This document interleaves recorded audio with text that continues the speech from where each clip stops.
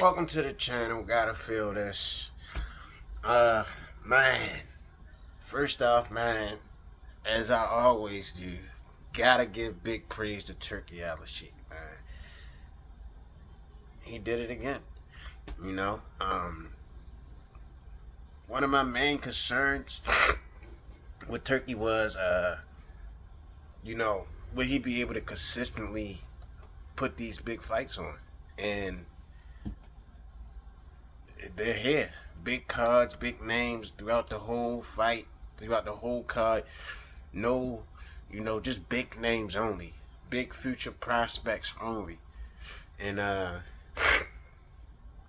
you know,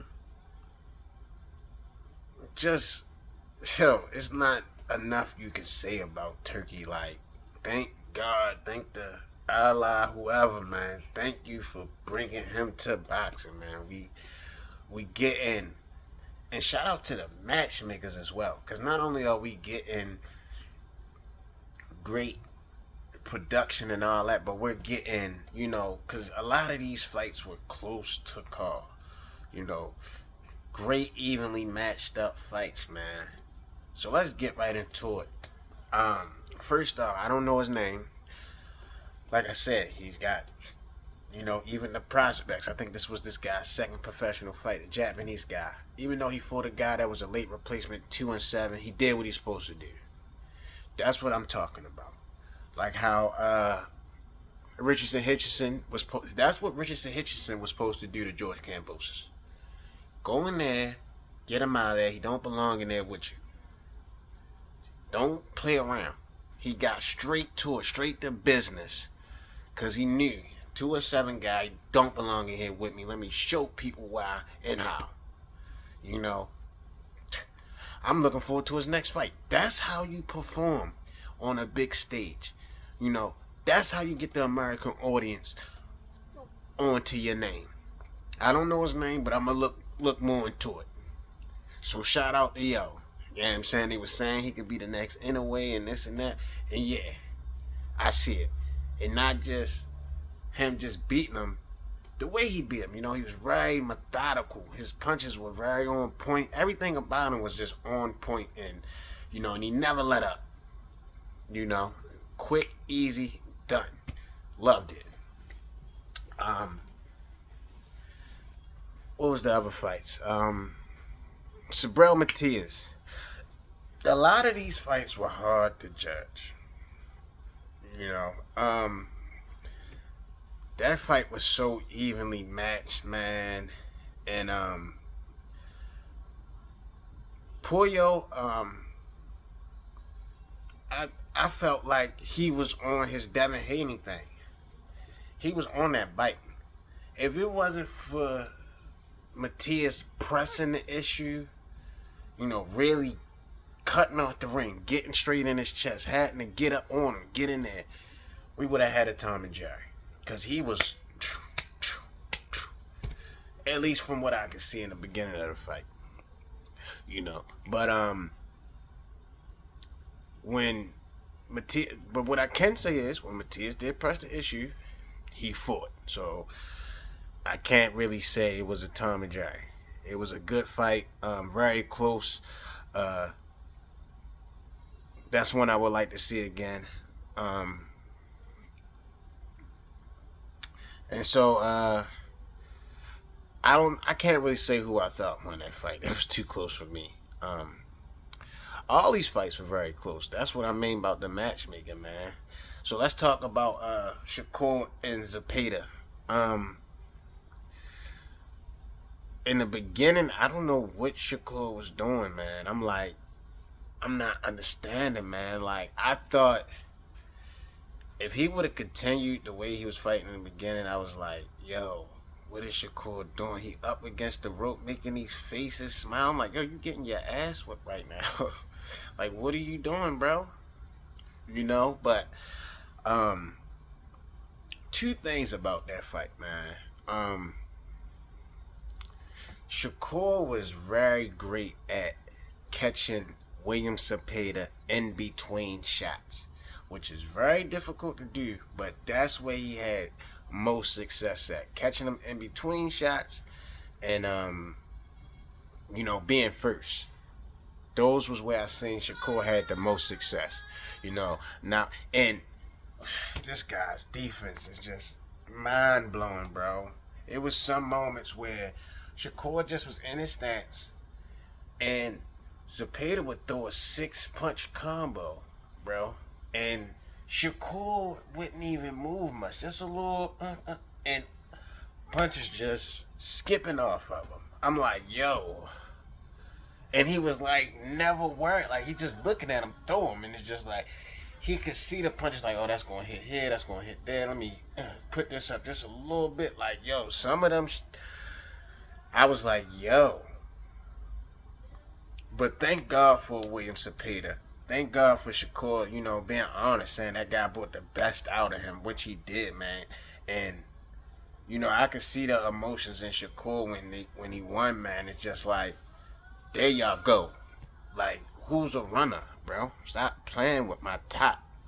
And one of the other things before the fight even started, and they was calling Shakur's name out, he was looking like, in my opinion, he looked like he was surprised that people was cheering for him.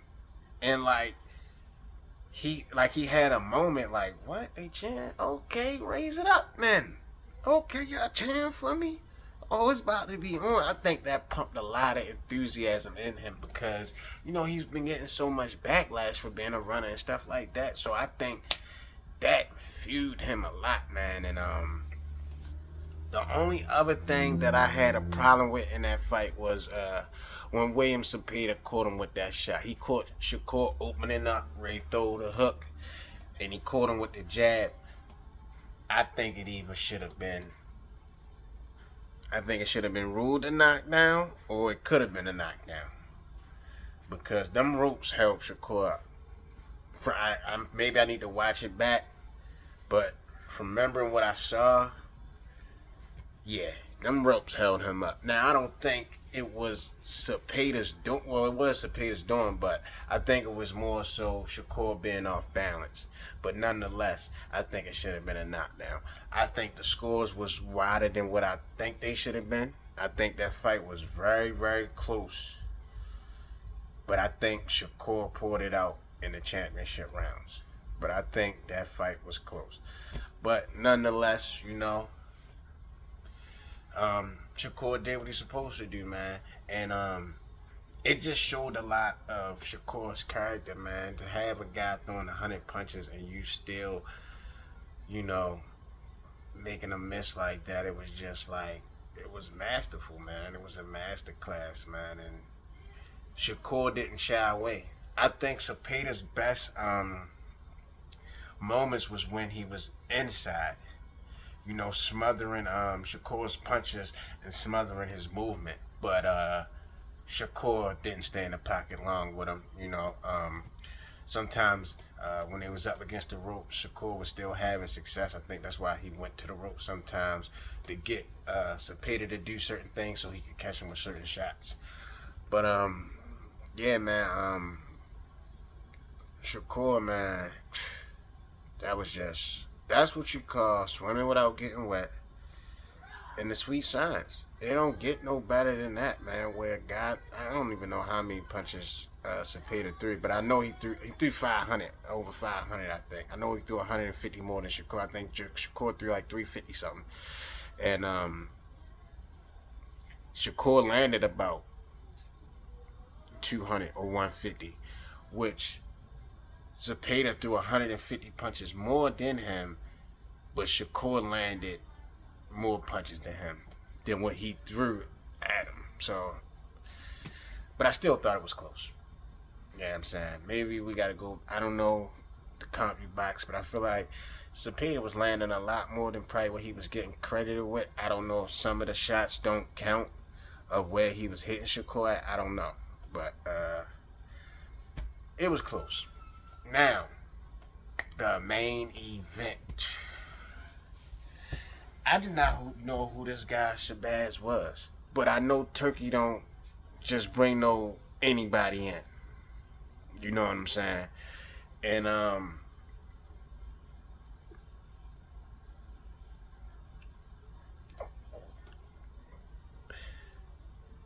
My fault. I'm thinking about David Morrell, the other guy. I forgot about that fight. Let me get the David Morrell, the other guy, right quick. I could have sworn the other guy had tested positive for some type of substance or something, chlorophene or something like that. And I think he got suspended for 2 years. If that was the same guy, I can't remember if it was, but I remember Showbiz talking about it. If that was the same guy, shout out to Turkey for pulling whatever strings he had to pull to get that man back in the ring.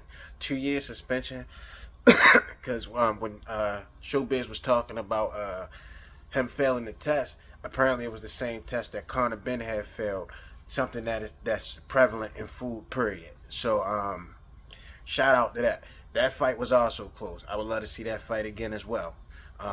David Morrell got to go back to the drawing board. 160 he was dominant. 168 not so much. But that guy, for him to put up that much of a shout out to yo. But that's what I mean by Turkey don't bring just anybody to the show. Everybody that he brings to the show is of substantial talent. So let me get back to the main event. I never knew who this guy Sheeraz was. Saw a couple clips of him, but you know who he reminds me of? I think is the most dangerous guy in his division that I think a lot of people might sleep on.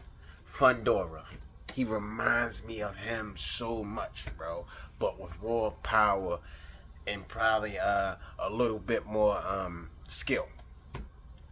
Like he's long, lanky. He doesn't have the build of a. You know what I'm saying? Berlanga was way bigger than him, and I think he's one of those guys like how Wilder is. Not the big build or nothing, but being as though their stature and their arms are so long, it's like a baseball pitcher. When they got them long arms, they're able to whip it. Because of how their structure, their body is. And I think that's how this guy was. He's able to whip those shots and have tremendous power behind him. From the opening bell, he meant business. You could just see he wasn't there to play no games. He was there to make a statement, and he did, bro. And he did. Berlanga. I heard two commentators at the end of the fight say this. One was saying, where does Berlanga, he's falling way off the totem pole. And it's so crazy. Right before I heard them start saying it, I was just thinking what I was going to say in this video. And I was going to say, where does Berlanga go from here? Nowhere. Because I'm getting tired of people, once a guy loses, they just think it's like, he's done for, it's over with. Like, stop that crap, man. Like, he's still a threat. Yes, he probably take a few steps back, you know what I'm saying? Something like that. But nothing too crazy. Like, y'all be ready to write a guy off as soon as he lose. Like, stop that. And then right after he said that, the other guy, you could see it in his face, he couldn't wait for him to stop. And he just was like, man, I think Berlanga need to put as much effort that he puts into being a celebrity back into boxing. And that's really what it is. Berlanga just needs to focus more on his craft and, get back to it. Now, with all that being said, Sheeraz was moving up. But this was what people felt real. I hate when because they like, oh, he's coming. That's his first fight at 168. He was drained at 160. So now he should be at 168. Granted, it's 8-pound difference, but look how often guys move up, and Roach just did it with Tank. Look how he looked. Shakur did it. Went from 130, 135. Looking great. I can't think of everybody right now at the top of my head. T.O. went up, beat Josh Taylor. Like, when guys outgrow weight class, it's just like, all right, it's time. And they're more healthier and better at the newer weight class. You know what I'm saying? And apparently this guy was only at prospect level. So for him Berlanga's never been a champion, not that I know of. So, cut the crap with, if anybody trying to write Berlanga off. But this guy, man, that was a big statement. The only thing about Berlanga that I could say is when you're not used to getting knocked down and stuff like that, you know, it's new to you, so you don't know what to do. And I think the warrior spirit in him got to him is what made him lose this fight a lot quicker than he probably could have. You know, take your time getting up. You know, he wanted to get right into the brawl after you just got knocked down. And then the second time, knocked down way more viciously, you almost fall flat on your face. And the bell saved him. Not too much, because as soon as he came out, he touched him up 2-3 times. And went. Thank God for the ref, though. Shout out to that ref. Because I think any other ref probably would have gave him another chance at it. Which he didn't need to take no more damage. You know, it was evident that he was done. You know, for you to come straight out after the bell ring, you know, you already got saved by the bell, and the first couple punches he touched you up with, you go down. And he didn't even fall down, you know, he just put his hands on the ground, like bent over. So it just goes to show, you know, he was hurt and he knew like he needed another break type of thing. And but yeah, man, that's pretty much it. You know what I'm saying?